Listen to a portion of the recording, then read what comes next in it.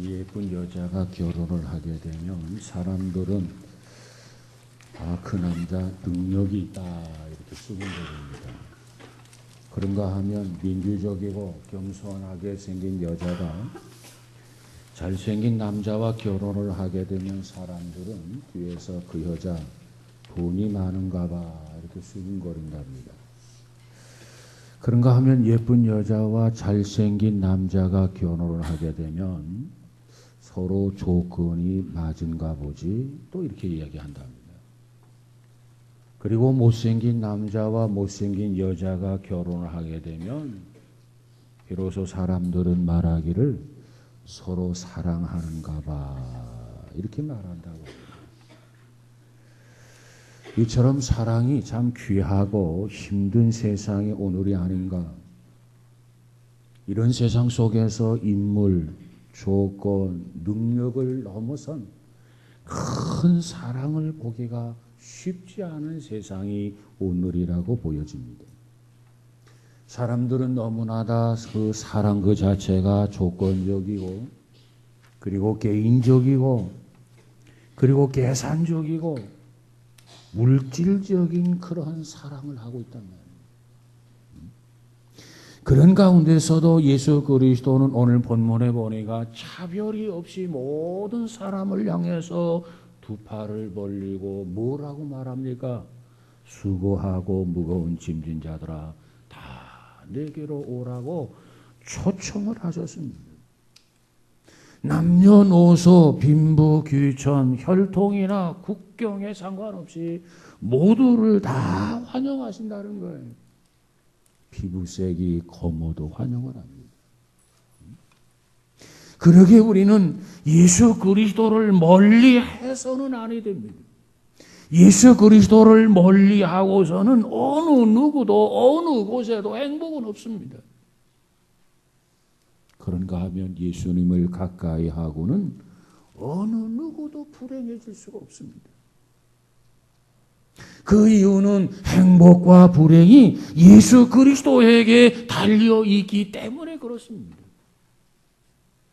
그래서 우리는 어떠한 일 때문이라도 어떠한 상황 속에서니라도 예수 그리스도와 멀어지거나 등을 져서는 안 된다고 하는 것입니다. 풍랑이 몰아치면 몰아치는 대로 파도가 몰려오면 몰려오는 대로 그 기회가 정말 우리가 이 풍랑 인연하여서 주께로 더 나아갑니다. 주님 앞에 나아가는 기회가 되고 동기가 되어야 되겠다는 거죠. 오늘도 우리 모두가 하나님 앞에 나와서 예배를 드리는데 예배 드리는 우리 모두에게 풍성한 은혜와 축복이 가득하기를 주님의 이름으로 축원합니다. 우리는 먼저 이 시간 하나님 앞에 은혜를 받아야 합니다. 은혜의 사람이 되어야 돼요. 오늘 본문 27절에 보니까 내 아버지께서 모든 것을 내게 주셨으니 아버지 이외에는 아들을 아는 자가 없고 아들과 또 아들의 소원대로 계시를 받은 자 외에는 아버지를 아는 자가 없느니라 그랬어요. 예수 그리스도가 누굽니까? 하나님의 아들입니다. 나아가서 예수 그리스도는 누굽니까? 하나님의 자녀들 만물을 창조하셨고 다스리시는 분이십니다. 뿐만 아니라 하나님의 자녀들을 사랑하셔서 이 땅에 오셔서 십자가로 말미암아 구속하시고 구속받은 성도들을 영광스러운 곳으로 인도해 주시는 분이십니다. 우리는 예수 그리스도를 통해서 하나님을 알고 우리는 예수 그리스도를 통해서 하나님을 믿고 우리는 예수 그리스도를 통해서 하나님을 섬기게 되는 것입니다. 예수 그리스도는 하나님을 계시하는 메시아가 되십니다. 예수님은 본질상 하나님의 형상입니다. 예수 그리스도는 보이지 않는 하나님의 계시자입니다. 말씀이 육신이 되셔서 이 땅에 오신 말씀 그 자체이신 분이십니다. 그러기에 우리는 예수님의 그분을 바로 알고 그분의 능력을 체험하고 그리고 사랑 속에 거하면서 고백하는 것, 이것이 우리에게 주어진 최대의 은혜라는 것입니다. 이 세상의 은혜 가운데는 변하는 것이 너무나도 많아요. 그러나 예수 그리스도의 은혜는 어제나 오늘이나 영원토록 결코 변하지 않는다고 그랬어요. 우리는 이러한 변하지 않는 예수 그리스도의 은혜를 받아야 되는 줄로 믿습니다. 예수 그리스도 자체가 은혜이고 예수 그리스도 자체가 축복입니다. 예수님에게 신앙을 고백하고 그리고 그 말씀대로 순종하고 헌신하는 삶을 우리는 은혜의 생활이라 이렇게 이야기합니다. 무엇보다도 예수 그리스도를 믿고 믿는 말을 입술로 고백을 하고 그리고 주 말씀에 순종하고 내 삶을 하나님 앞에 산 제물로 드리는 헌신의 삶이 은혜의 생활이란 말이에요. 무엇보다도 주님을 본받아 주님의 뜻을 이루어가는 우리 모두가 되시기를 주의 이름으로 축복합니다. 그래서 사도 바울은 뭐라고 말합니까? 내가 그리스도를 본받은 것처럼 너희들은 나를 본받으라 그랬어요. 여러분, 우리 사람에는요, 우리 옆에 어떤 거울이 있느냐가 대단히 중요해요. 나의 옆에 어떤 거울이 있느냐. 만약에 옆에 오목 거울이 있고 만약에 내 옆에 블록 거울이 있다고 가정을 해보세요. 오목 거울에 비친 나의 모습은 어떻습니까? 블록 거울에 비친 나의 모습은 어떻습니까? 정상적으로 보입니까? 아니요. 괴물로 보이게 될 것입니다. 우리는 우리의 옆에 어떤 사람이 있느냐에 따라서 우리의 모습이 달라진단 말이에요. 여러분, 칭찬이라고 하는 것은 그 사람이 갖고 있는 장점을 극대화해서 보여주기 때문에 건강한 자상을 갖게 하는 것입니다. 그래서 옆에서 자꾸 칭찬해주면 그 사람은 건강한 사람이 되는 거예요. 어떤 사람은 열등감에 빠져 있는 사람이 있어요. 열등감에 빠져 있는 사람이 옆에 있으면 참 피곤합니다. 그 열등감에서 벗어나게 해줘야 돼요. 이 열등감이라고 하는 이 불순물을 어떻게 하면 벗어날 수가 있는가? 계속해서 칭찬해주고 계속해서 인정해줄 때 열등감이 사라지게 됩니다. 이처럼 열등감이 사라지게 되면 이처럼 불순물이 제거가 되면 그는 훌륭한 사람이 되는 거죠. 건강한 사람이 되는 거예요. 우리는 이 역할이 필요해요.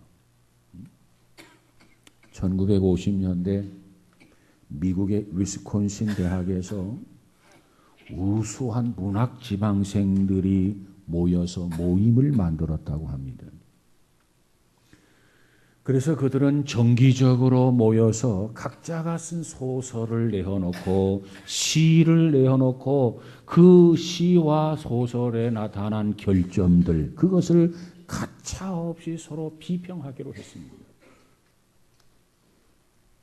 그것은 그들의 창작에 상당한 도움이 되는 듯하게 보였습니다.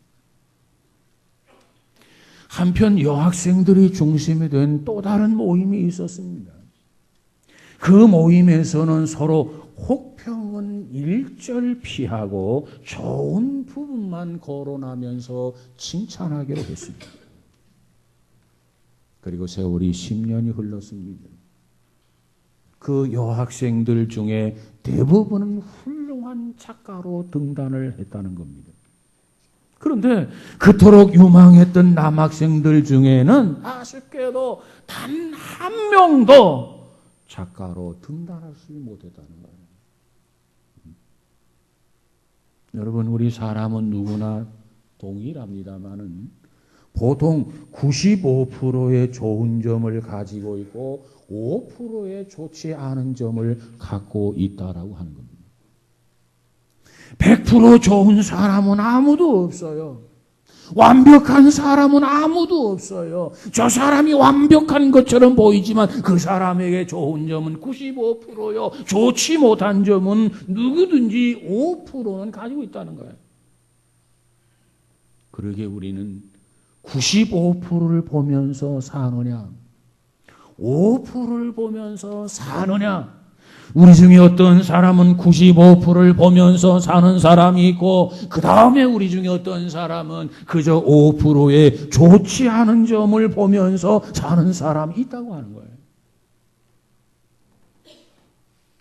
이러한 것은 자기 자신에 대해서도 마찬가지입니다. 내 자신이 95%는 좋은 점을 가지고 있고, 그리고 한쪽에 5%는 좋지 않은 점을 가지고 있는데, 이 95%를 바라보고 사는 사람은 매사에 자신감을 가지고 산다는 거예요. 그런데 5%를 바라보고 사는 사람은 열등감 속에 빠져 산다는 거죠. 다른 사람도 마찬가지예요. 우리 주변에 A라는 사람, B라는 사람, C라는 사람이 있지만은 그 사람들에게서 95%를 바라보면서 관계를 맺으면은 좋은 관계 속에서 살아가는 사람이 되지만, 그 사람의 좋은 점이 아니라 그 사람의 5%의 좋지 않은 점을 바라보면서 관계를 맺는다고 한다면 그 관계는 곧 이내 틀어지고 깨어지게 된다는 겁니다. 왜? 5%를 바라보면서 어떤 생각을 갖느냐 하면 그것을 고치려고 시도한다는 거죠. 그것을 바꿔주려고 시도한다는 거예요. 여러분, 그러나 그 5%는 누구에게나 좋지 못한 5%가 가지고 있는데, 그 5%는 누구나 평생 지니고 살아야 할 영역이라는 거예요. 그러기에 우리가 그걸 고쳐야 할 부분이 아니고 그 부분은 우리가 그대로 받아주어야 할 부분이라는 겁니다. 그런데 그것을 고치려고 하고, 그런데 그것을 바꾸려고 하고, 그러니 그 관계가 뒤떨어지고 깨어질 수밖에 없다고 하는 거죠. 세상에 완전한 사람은 아무도 존재하지 않습니다. 완전한 사람을 만들 수 없습니다. 누구에게나 불완전한 부분을 지니고 있다라고 하는 거예요. A라고 하는 사람이 5% 부족하고 95% 좋은 점을 지니고 있다고 한다면 그 상대방의 좋지 못한 5% 그 결점은 내가 가지고 있는 것으로 채워주는 겁니다. 그러면 함께 행복해지는 거예요. 내가 채워줌으로 내가 행복하고, 나로 인하여 공급받고 채워지게 되면 상대가 행복하게 되고, 그래서 우리 모두가 다 행복해지게 된다는 거죠.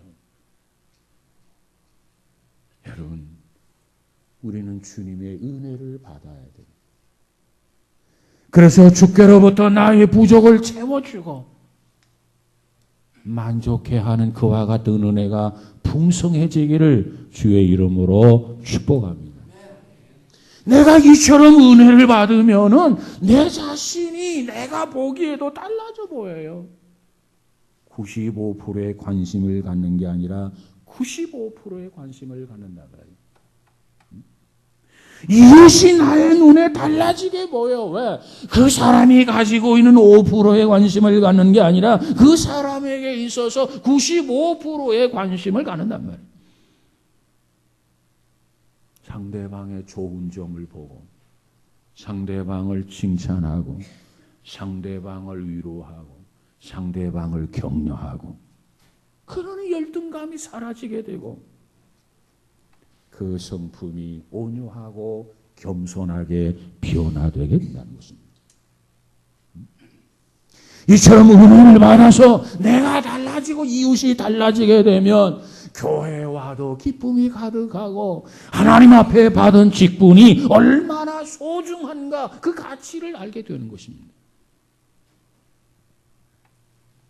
그러기에 우리는 은혜를 받아야 돼요. 그 은혜는 최고의 가치이고 최고의 선물인 줄로 믿습니다. 여러분이 어떤 조건에 있든 여러분이 어떤 환경에 있든 여러분이 어떤 감정 가운데 있든 주님의 은혜를 사모해서 풍성해지는 축복이 있어지기를 주의 이름으로 축복합니다. 우리 신앙인은요 절대 은혜 생활을 해야 해요. 절대 은혜 생활.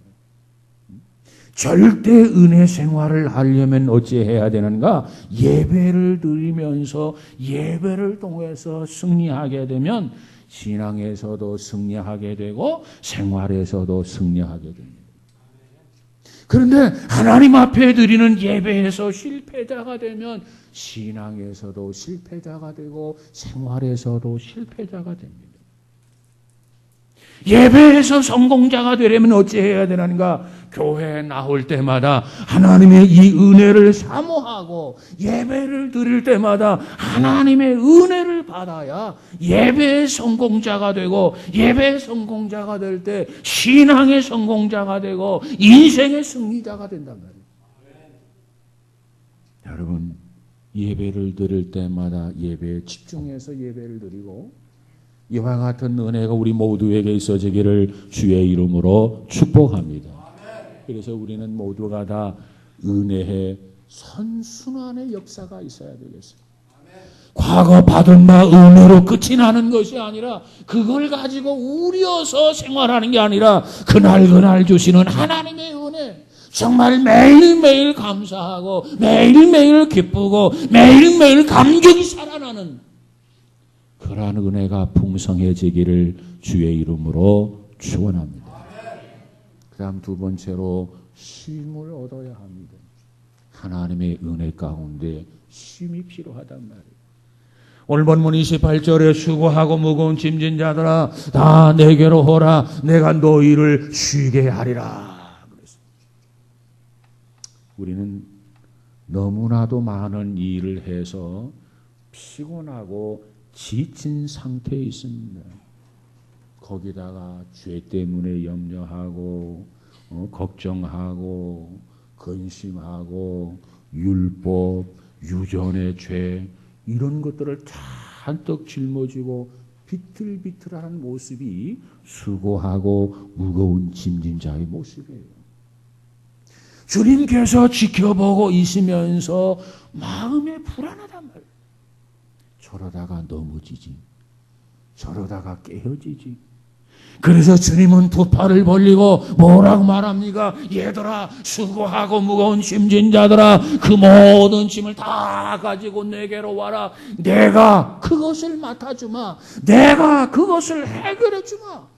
그리고 너희들은 여기에서 벗어나 쉼을 얻어라. 안식을 얻어라. 평안함을 얻어라. 주께서 이렇게 말씀하고 있습니다. 여러분 주께서 주시는 이 쉼은 영원한 안식을 의미할 뿐만 아니라 오늘 우리의 하루하루의 일상생활에서 일어나는 모든 갈등의 요인 내가 그거 해소해 주마. 내가 그거 또 맡아주마. 그리고 내가 너에게 평안함을 주마.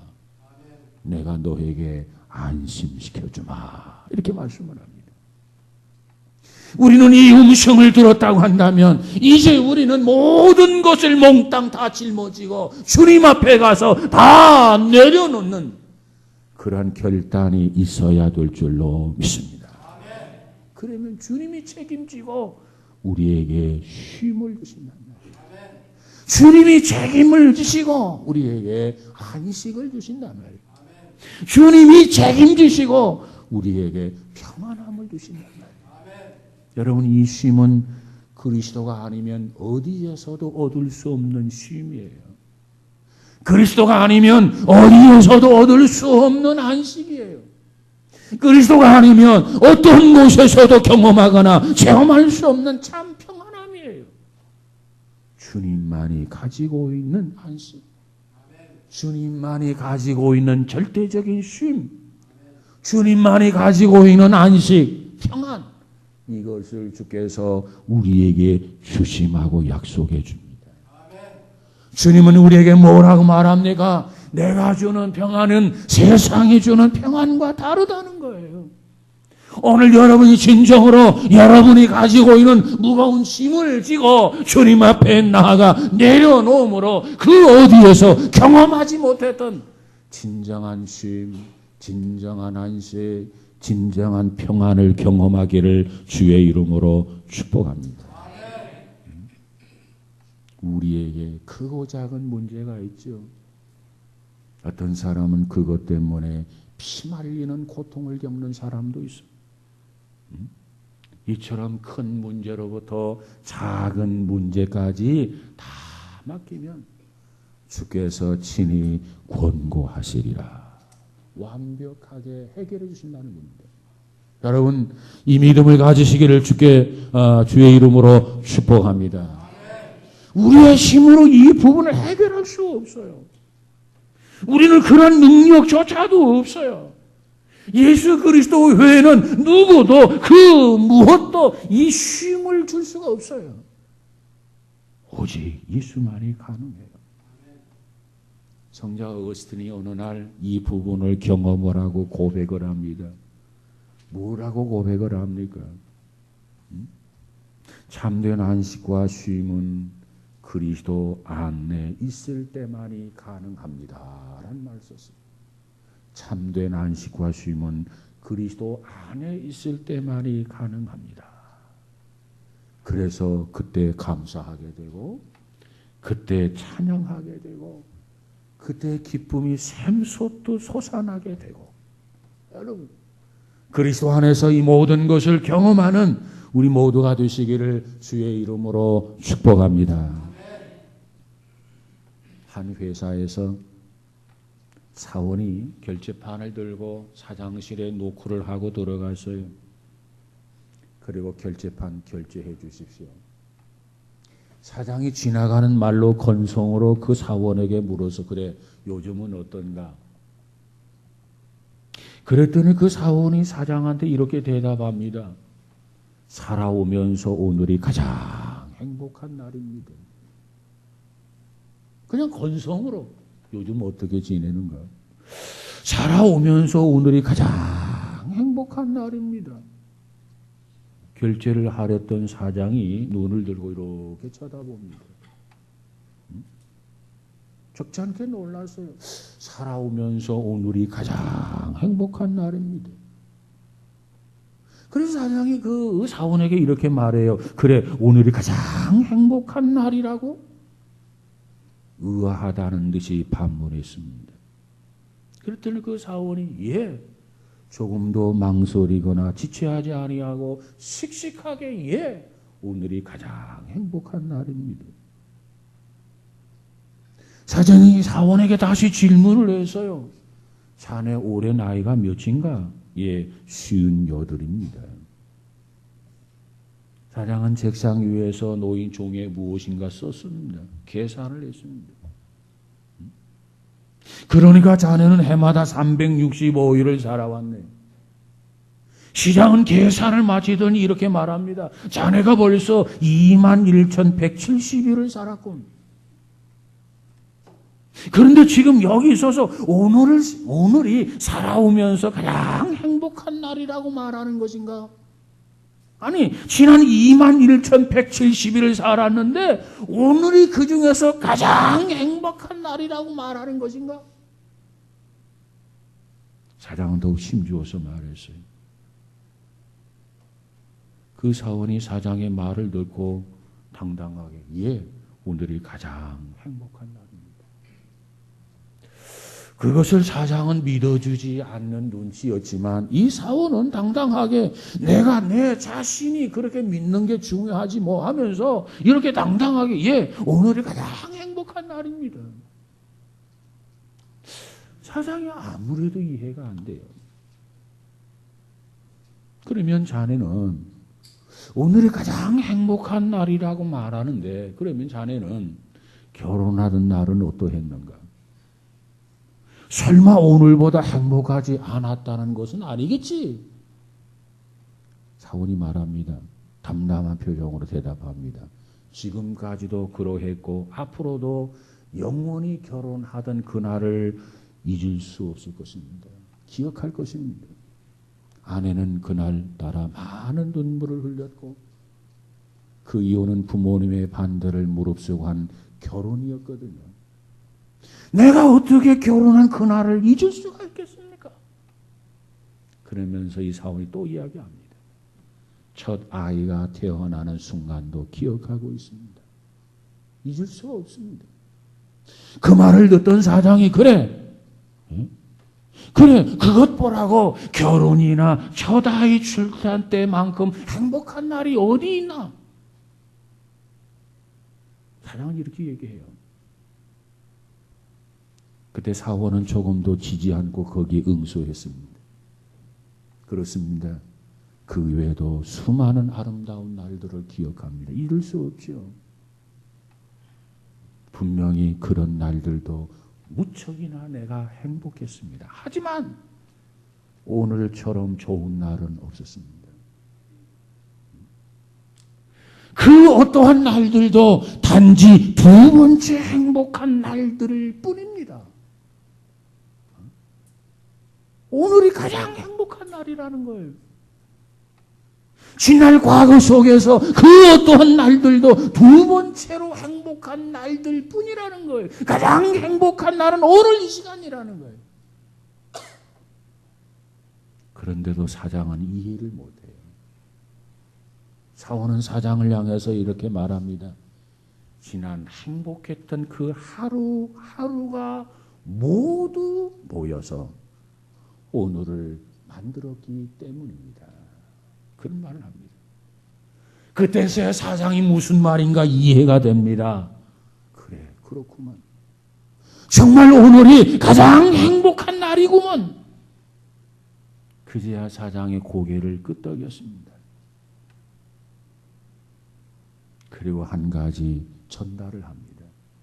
자네는 이사회에 참석할 준비를 하게. 자네를 영업 담당 이사로 특별히 승진시키기로 결정했다네. 축하하네. 여러분 그렇습니다. 오늘 이 사원뿐만이 아니라 정말 우리 모두도 오늘 이 시간 하나님 앞에 예배하는 이 시간이 그 과거의 어느 날보다도 가장 행복한 날이 되시기를 주의 이름으로 축복합니다. 왜? 과거의 예수님을 만났어요. 과거의 예수님을 경험했어요.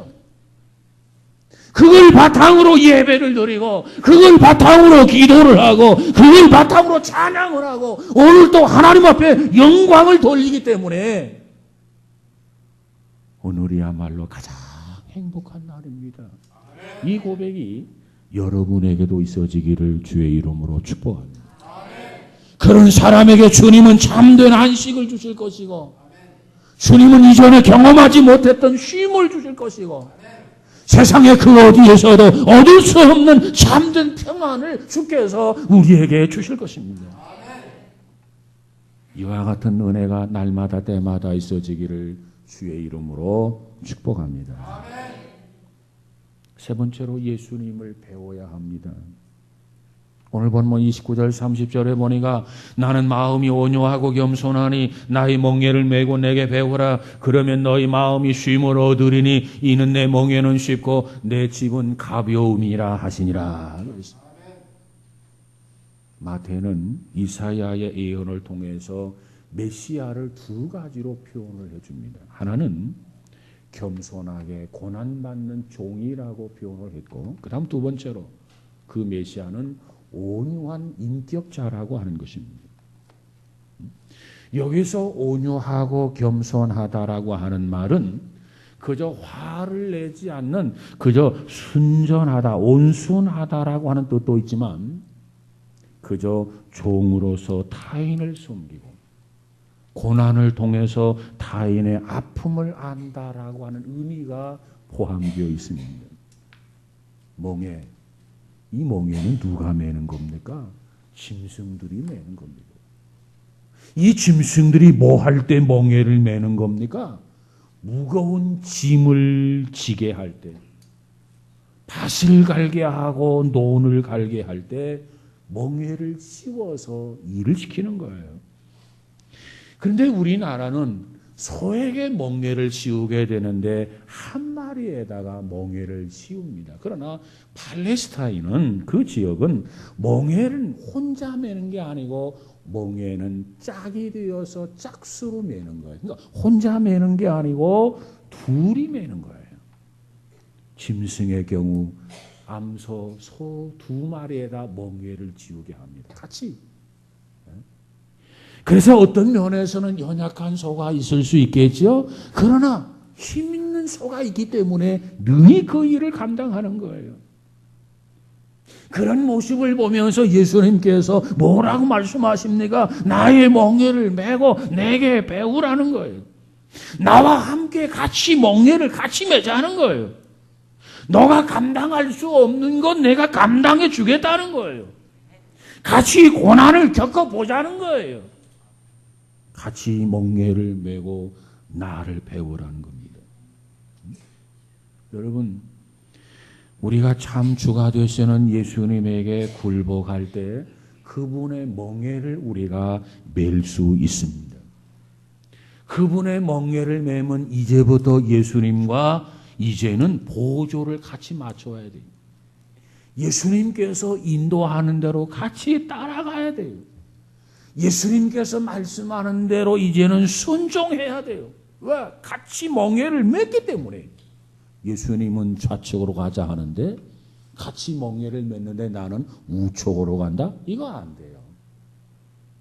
그저 예수님은 앞으로 가자 하는데 나는 자꾸 뒷걸음을 친다? 이거 있을 수 없어요. 이제는 같은 운명이 됐단 말이에요. 예수님과 같이 앞으로 가고 예수님과 같이 보조를 맞추고 예수님 말씀 앞에 순종하고, 그럴 때 주께서 우리에게 참 안식을 주시고 주께서 우리에게 평안함을 주신다는 겁니다. 멍에를 버려서는 평안함을 얻을 수 없어요. 우리 중에 어떤 사람은요, 그런데 예수님과 같이 멍에는 맺는데 주인은 나라, 예수님은 종으로 여기는 사람이 있어요. 자기 자신이 주인이고 예수님은 종으로 생각하면서 야 기분 좋다 행복하다 이런 사람이 있어요. 참으로 어리석은 자입니다. 그 행복이 얼마나 가겠습니까? 오래 가지 못해요. 일시적인 거예요. 잠시 잠깐적인 거예요. 정말 주님을 통해서 내가 의지할 때 새 힘을 얻고 주님이 주시는 기쁨을 얻고 주님이 주시는 평안함을 얻고 주님이 주시는 감격을 누리고 가지고 살아가는 우리 모두가 되시기를 주의 이름으로 축복합니다. 갈리라고 하는 한 여인이 있었어요. 근데 이 여인에게 여러 가지로 참 꼬여 있었습니다. 그 인생이 꼬여 있었어. 어떤 면에서 꼬여 있었느냐 하면은 갈리는 뚱뚱하기도 하고 한쪽 다리가 너무 짧아. 그래서 걸음을 절뚝절뚝 이렇게 걸어갑니다. 그러면서도 이 갈리라고 하는 여성이 취직을 하는데 남성 중심의 회사에 취직을 했어요. 그 여성이라고 하는 것은 이 갈리 혼자. 그럼에도 불구하고 또 이 장애자란 말이야. 여성과 장애자의 편견과 싸우면서 직장 생활한다고 하는 것이 쉽지가 않았어요. 그래서 직장에서 그의 외모를 보고 절뚝거리는 모습을 보고 비웃는 사람도 있었습니다. 어떤 이는 그의 등 뒤에서 비웃기도 했습니다. 심지어 어떤 사람은 그의 얼굴조차 보기 싫어하는 사람도 있었습니다. 그런데 갈리는 그런 부분에 신경을 쓰지 않았습니다. 자기 자신을 잘 알고 있고 자기가 하는 일에도 자신이 있었기 때문입니다. 그래서 그녀는 자신을 깔아뭉개려고 하는 사람들에게 오히려 그들에게 문제가 있다고 생각을 합니다. 그들은 정서적으로 장애가 있어. 그녀는 자신을 비웃는 그런 사람들을 오히려 불쌍하게 여겼습니다. 그런 난관에도 불구하고 갈리는 승진의 승진을 거듭합니다. 마침내 회사의 CEO이자 자기 분야에서 누구나 인정하는 전문가가 되었다라고 하는 겁니다. 그러면 이 갈리라고 하는 여인이 어떻게 그렇게 그 회사의 CEO이자 전문가가 될 수 있었는가? 그 비결을 그는 그렇게 설명합니다. 긍정적인 자상이 분명했다는 거예요. 그는 독실한 크리스천으로서 하나님의 딸로서 나는 하나님의 형상에 따라 지음받은 존재이다. 나는 하나님 앞에 사랑받는 존재이다.